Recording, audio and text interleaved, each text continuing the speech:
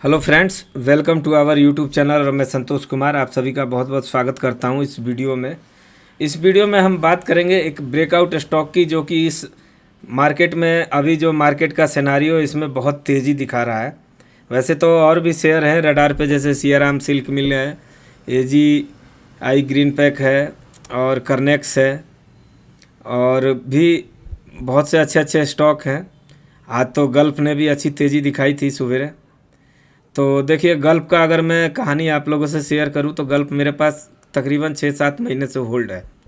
हालांकि मैंने उसमें पार्सल प्रॉफिट बुक कर ली थी एक बार, लेकिन उसके फंडामेंटल मेरे को अच्छे लगे तो मैंने कहा ये डीमेट में रखने लायक स्टॉक है। इन फ्यूचर इसमें मेरे को ग्रोथ दिखता है और इसके लिए मैंने उसे होल्ड किया और मैंने कई वीडियो में डिस्कस भी किया है। बट सियाराम सिल्क मिल भी बहुत अच्छा है, लेकिन अभी अगर देखा जाए तो आरआर फेवरेबल नहीं है। अब आरआर फेवरेबल कैसे होता है मैं आपको इस कॉन्सेप्ट में समझा रहा हूँ कि मेरी स्ट्रेटजी क्या होती है। मैं क्यों जब मार्केट तेज़ी में होता है तो मैं चुपचाप बैठता हूँ, इसका कारण है। अब मैं आप लोगों से वही शेयर करना चाहता हूँ इस वीडियो के माध्यम से। और क्यों ज़्यादातर लोग अच्छे शेयरों में भी लॉस कर जाते हैं, क्यों करते हैं, उसका कारण है, मैं आपसे बताता हूँ। ये है सहाना सिस्टम लिमिटेड का chart. Sahana system limited stock का चार्ट है और ध्यान से गौर फरमाइएगा। अब जैसे कि आप देख सकते हैं यहाँ इसने रेंज को ब्रेकआउट किया, तो मैं इसमें किस तरीके से काम करता, ठीक है दोस्तों, वही आप लोग के साथ मैं शेयर कर रहा हूँ। इस वीडियो को आप लोग बाई सेल रिकमेंडेशन ना समझ के, जो मेरा अनुभव है मैं आप लोग के साथ साझा कर रहा हूँ, शेयर कर रहा हूँ, ठीक है। मैं इतना भी बड़ा नहीं हूँ कि आप लोगों को सिखा सकता हूँ, बट मैं किस तरीके से अपना ट्रेड प्लान करता हूँ और कैसे पेशेंस के साथ मैं मार्केट में बैठता हूँ, मतलब मार्केट को वॉच करता हूँ, ठीक है। वैसे तो मैं दिन भर मार्केट को देखता ही नहीं हूँ, क्योंकि मेरा काम है वीकली मंथली टाइम फ्रेम पे, तो मुझे चार्ट का एनालाइज 3 बजे के बाद करना होता है। दिन भर मैं मौज मस्ती करता हूँ, गाने सुनता हूँ, जॉब में रहता हूँ, फ्री माइंड से रहता हूँ। शेयर कहाँ जा रहा है कहाँ आ रहा है मुझे कोई लेना देना नहीं है। एक आध बार तलब लगी तो कभी देख लिया प्राइस, नहीं तो कोई दिक्कत नहीं है। अब देखिए कॉन्सेप्ट पे आते हैं विदाउट वेस्टिंग द टाइम। ये शेयर यहाँ से ऊपर बढ़ता गया, आप ध्यान से देखिए, ठीक है। इसने जिस भी रेंज को तोड़ा है वहाँ ज़रूर रीटेस्ट करने आया है। अब यहाँ भी आप देख सकते हैं उस कॉन्सेप्ट को। तो मैं कैसे अपना ट्रेड प्लान करता हूँ, अगर जैसे कि इसने इस रेंज को ब्रेक किया, अगर मेरा एंट्री लेवल ये है 646 रुपये, तो मैं यहाँ से 2-4 रुपये ऊपर ले लूँगा, उसके ऊपर मैं बाई नहीं करता हूँ। क्यों? मेरा आरआर फेवरेबल नहीं होता है। चाहे वो शेयर 600 का 1800 चला जाए, मुझे कोई दिक्कत नहीं है।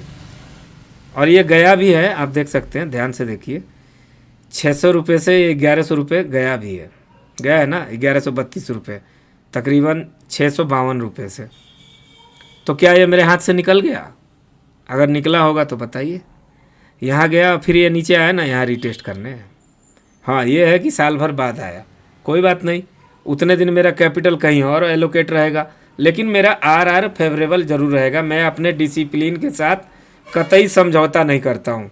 मेरा कैपिटल प्रोटेक्ट रहेगा तो मेरा रिटर्न अपने आप बन जाता है, क्योंकि मार्केट में ज्ञान के अलावा आपका कैपिटल भी बहुत मायने रखता है। अगर आपके पास ज्ञान बहुत सारा है और डीमेट में पैसा ही नहीं है, तो आप उस ज्ञान का क्या करोगे?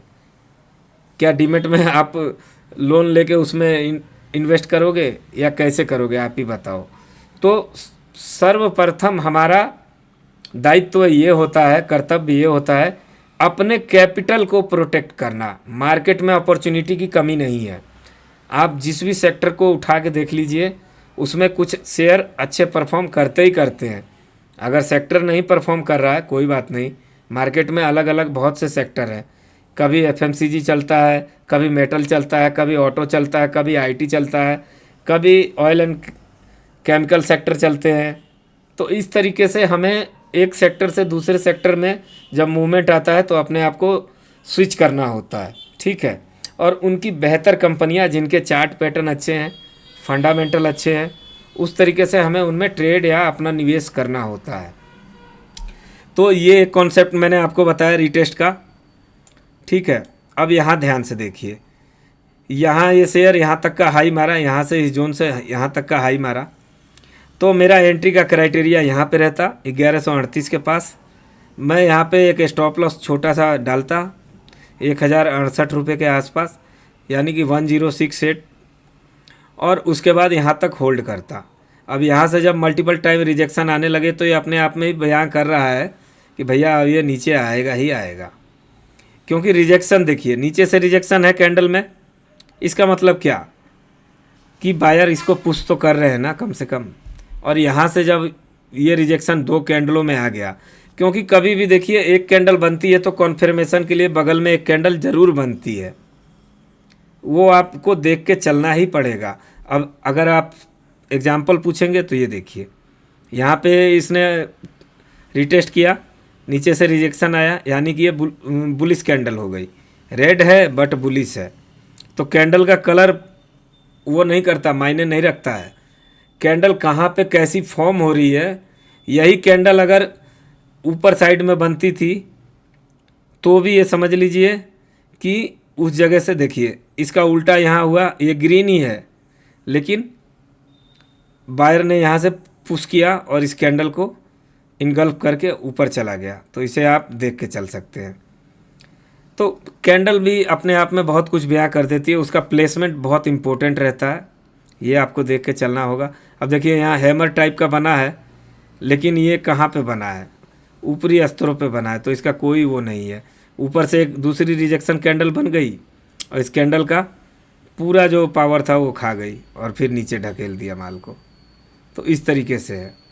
यहाँ देखिए डोजी बनी है, डोजी को ब्रेक किया, डोजी का ब्रेक करने के बाद यहाँ कन्फर्मेशन भी डोजी का आया। आप ध्यान से देखिए थोड़ा ऊपर स्तर से ही। तो इस तरीके से कैंडल अपने आप में बहुत कुछ बयां कर देती है, एक एक कैंडल। लेकिन होता क्या है कि हमारा सबसे बड़ा चीज़ होता है ये लाइन, जो हॉरिजॉन्टल लाइन है या ट्रेंड लाइन है।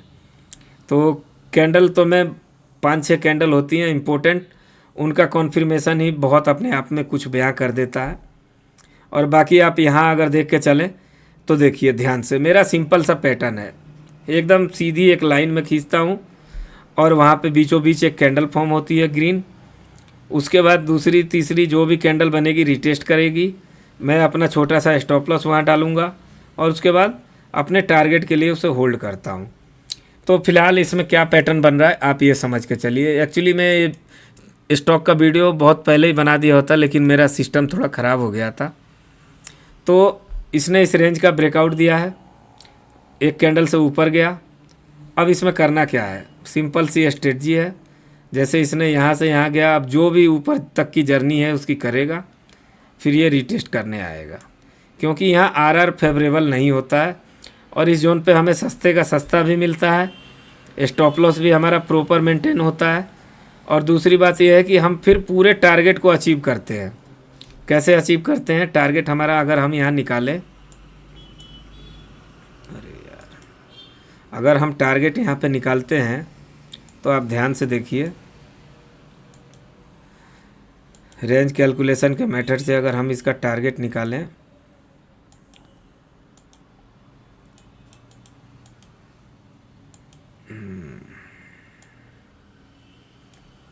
तो हमारा टारगेट जो आएगा दोस्तों 2564 रुपये के आसपास आने की संभावना है, क्योंकि ये शेयर बहुत ही तगड़े हिसाब से भाग रहा है।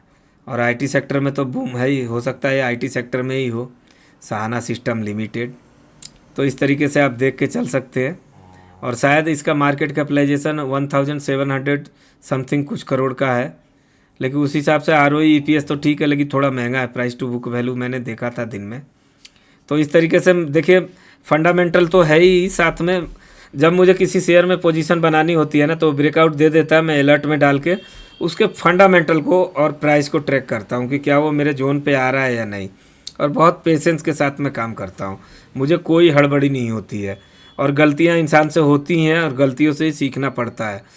तो मार्केट में कोई ऐसा नहीं है कि उसका 100% एनालाइज या उसकी स्ट्रेटजी काम आती है, लेकिन अगर 60% भी काम आती है तो वो बंदा प्रॉफिटेबल है। और मेरी कोशिश ये रहती है कि मेरे नंबर ऑफ़ ट्रेड कम हो। मैं एक साल में अगर 4-5 ट्रेड हो गए मेरे तो बहुत है। 7, 8, 10 लाख रुपए कैपिटल में मैं कितना ही ट्रेड कर पाऊँगा, क्योंकि मैं डेली डेली ट्रेड नहीं करता हूँ। क्योंकि शायद मेरा इन्वेस्टमेंट मनी बढ़े या ना बढ़े, लेकिन मैंने जिन ब्रोकरों का डीपी चार्ज देना है उनको मैं ज़रूर पे कर पाऊँगा। तो इसके अकॉर्डिंग मैं अपने ट्रेड कम करता हूँ और उनका होल्डिंग पीरियड को ज़्यादा बढ़ाता हूँ, टाइम फ्रेम बड़ा रखता हूँ और पेशेंस के साथ काम करता हूँ। तो उसमें मेरे को अपॉर्चुनिटी ये होती है कि अगर शेयर मिड कैप की या स्मॉल कैप की कंपनी है तो उनमें मैं डबल तिबल रिटर्न बना पाता हूँ। क्योंकि देखिए, मार्केट में आपको ज़्यादा पैसा बनाना है या जल्दी पैसा बनाना है। अगर जल्दी पैसा बनाना है तो नंबर ऑफ़ ट्रेड आपके ज़्यादा होंगे, आपको डेली डेली ट्रेड करना पड़ेगा, 2 दिन 4 दिन होल्ड करके फिर दूसरे पे स्विच करना पड़ेगा। और ज़्यादा पैसा बनाना है तो आपका होल्डिंग पीरियड बड़ा होगा, नंबर ऑफ़ ट्रेड कम होंगे। इस तरीके से आप देख के चल सकते हैं। तो मैं ज़्यादा इन्वेस्टर लोग से इंस्पायर रहता हूँ और मुझे देखने में ये लगता है कि भाई किसी शेयर को 1 साल, 1.5 साल, 2 साल होल्डिंग पीरियड देने से ही उसमें पैसा बनता है। हाँ, बीच बीच में डाउनफॉल भी आते हैं। एग्जाम्पल के तौर पे आप कोविड के टाइम टाटा मोटर को ही देख लीजिए, 70 रुपये का था और 1100 रुपये का हाई मार के चला गया। बड़ी कंपनी, यानी कि लार्ज कैप कंपनी हो गई, इतना अच्छा रिटर्न। एस्कॉर्ट क्यूबोटा देख लीजिए, आप टीवीएस मोटर देख लीजिए, बजाज ऑटो देख लीजिए, आप महिंद्रा एंड महिंद्रा देख लीजिए, कॉमिन्स इंडिया देख लीजिए, एबीबी इंडिया देख लीजिए, आप और भी कैपिटल गुड सेक्टर की कंपनियां जैसे एलिकॉन इंजीनियरिंग देख लीजिए, कितना अच्छा रिटर्न बना के दिया है। तो इस तरीके से मल्टी ईयर टाइम फ्रेम पे काम करता हूँ, जिसमें 8-10 साल का ब्रेकआउट आता है और पेशेंस के साथ होल्ड करता हूँ। फंडामेंटल उतने दिन में देखता हूँ जब तक कि मुझे शेयर को रिटेस्ट करने, अगर शेयर आ रहा है तो मैं उसके फंडामेंटल रीड करते रहता हूँ, ट्रैक करते रहता हूँ, अलर्ट में डाल के रखता हूँ। और बस सिंपल सी स्ट्रेटजी है, बाकी ज़्यादा भाग दौड़ करने की ज़रूरत नहीं होती है। मार्केट में आपका वेल्थ बनाने के लिए 2 से 3 स्टॉक ही आपकी पूरी लाइफ जर्नी को एकदम हरा भरा कर देंगे। तो विदाउट 50 शेयरों के पीछे भागने के, उन 50 शेयरों में से 3 अच्छे शेयर निकाल के और उनको ट्रैक करके उनमें ट्रेड करना एक अच्छी समझदारी होती है मेरे हिसाब से। बाकी आपका क्या मित है, कमेंट में ज़रूर बताइएगा। मिलते हैं नेक्स्ट वीडियो में। वीडियो इन्फॉर्मेटिव लगा हो, अच्छा लगा हो, बोरिंग लगा हो तो ज़रूर लाइक शेयर सब्सक्राइब करना ना भूलिएगा।